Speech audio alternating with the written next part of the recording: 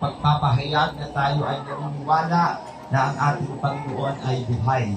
Pero higit sa lahat, mayroong biyaya si Jesus sa ating mananampalataya at walang iba kundi ang kanyang mahal na ina.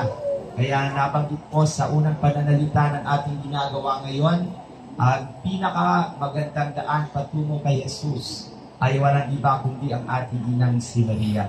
Saksihan po natin ang pagbabati ng mag-ina, ang ating Panginoong na buhay at ang kanyang mahal na inang si Maria. Palakpakan po natin ang ating Panginoon.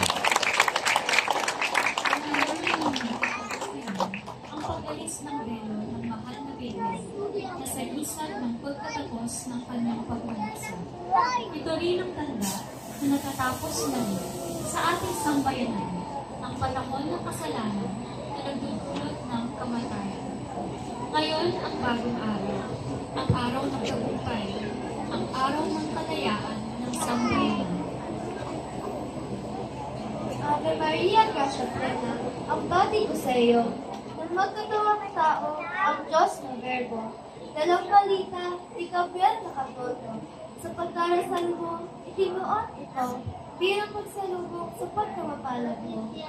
Sa duwang misteryo, sa puso mo'y masaya, lalo pang kumanta, nang ipangarap mo, higit ang ligaya, ay sa Nazareth, langit ang tangkara, bunsong anak ko, langit ang pagsita.